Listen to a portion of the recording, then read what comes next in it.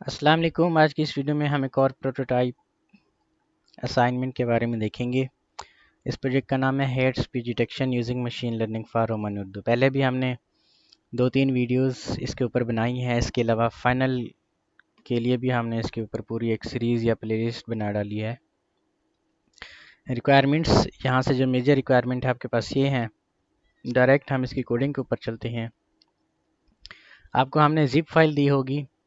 आपने इस फाइल को एक्सट्रैक्ट करेंगे जब आप इसमें एक डेटा सेट और एक नोटबैक पाइथन की एक फ़ाइल आपके पास होगी, ठीक है, जुपिटर सोर्स फाइल आपके पास होगी। देन आपने फिर किसी ब्राउज़र के ऊपर जाना है और यहाँ पे जुपिटर और लैब ऑनलाइन, ठीक है, ये सर्च करना है, या जुपिटर बुक ऑनलाइन। तो ये पहली पहली वेबसाइट आपके पास आ जाएगी। इस वेबसाइट के ऊपर आपने जाना है। जब आप इस वेबसाइट के ऊपर जाएंगे तो आपके पास इंटरनेट अच्छा होना चाहिए। अभी ये लोड कर रहा है इस वेबसाइट को, थोड़ा सा हमारा नेट स्लो है इसलिए। कुछ इस तरीके का इंटरफेस आपके पास आएगा जब आपका पेज लोड होगा। देन आपने यहाँ पे जुपिटर लैब पे क्लिक करना है। जब आप जुपिटर लैब पे क्लिक करेंगे तो ये रीडायरेक्ट करेगा आपको इसके होम पेज की तरफ, या जहाँ पे इसकी नोटबुक्स वगैरह बनती हैं।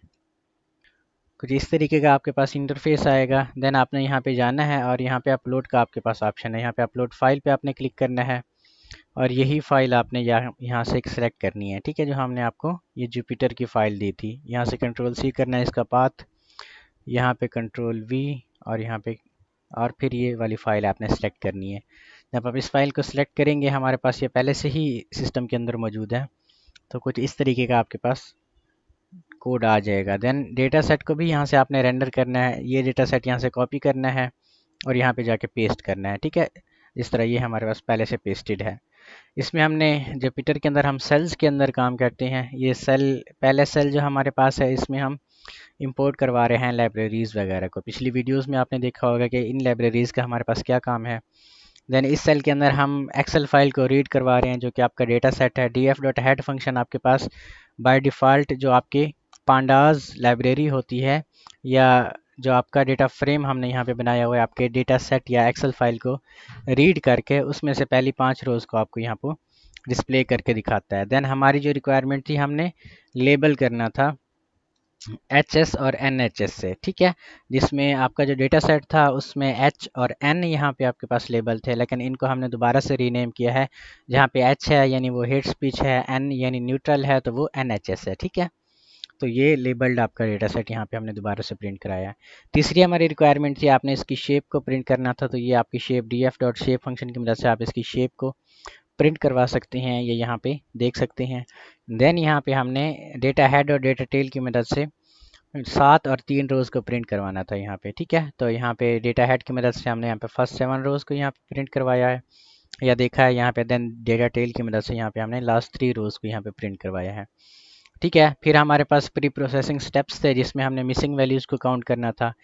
df.isNull ये आपको कंसीडर या फिर आपको ये देता है कि कितनी वैल्यूज़ आपकी मिसिंग है। .sum फंक्शन की मदद से सब वैल्यूज़ को हम देख रहे हैं। तो लेबल में से हमारे 2 कॉलम मिसिंग है, इनको हमने रिमूव करवा दिया है, ड्रॉप NA, ठीक है, यानी नल वैल्यूज़ को आपने रिमूव करवाना है। फिर हमने दोबारा से डेटा शेप को जब चेक किया है तो 2 कॉलम रिमूव होने के बाद हमारा डेटा सेट कुछ इस तरीके से आ जाएगा। देन डुप्लीकेट वैल्यूज़ को भी इसी तरीके से हमने चेक करना था। तो ऑलमोस्ट 2000 वैल्यूज़ हमारे पास यहाँ पे डुप्लीकेट हैं। देन हमने इनको भी रिमूव करवाया है।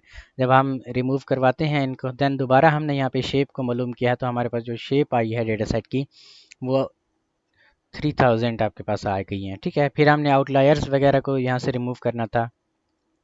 पिछले प्रोजेक्ट्स की वीडियोस के अंदर आपने देखा होगा आउटलायर्स वगैरह हमने अपना कमेंट ज़्यादा लेंथी हो या ज़्यादा शॉर्ट हो उनको हमने वहाँ पे देखा था, लेकिन यहाँ पे हम कमेंट को स्पेशल कैरेक्टर्स वगैरह रिमूव करवा रहे हैं और यहाँ से एक्स्ट्रा स्पेसेस वगैरह जो हमारे पास हैं उन सब को रिमूव करवा रहे हैं, ठीक है। देन ये आपका जो क्लीन टेक्स्ट वाला एक कॉलम बन के आ जाएगा। दोबारा से हम यहाँ पे रीड करवाते हैं अपना जो डेटा सेट है, तो यहाँ पे देखें ये आपका क्लीन टेक्स्ट यहाँ पे आ जाएगा, ठीक है। ये किस तरीके से आपको पता चलना है, यहाँ से जब आप पहले पहले इसको रीड करवाते हैं अपने डेटा सेट को, तो यहाँ पे आपको ये देखें तो ये क्वेश्चन मार्क है, इस तरह ये कॉमाज वगैरह हैं, इन कॉमाज और क्वेश्चन वगैरह को हमने रिमूव करवाया है डेटा को प्री प्रोसेस करवाते हुए। तो यहाँ पे देखें ना तो कोई क्वेश्चन मार्क है और ना कोई आपके पास कॉमा है।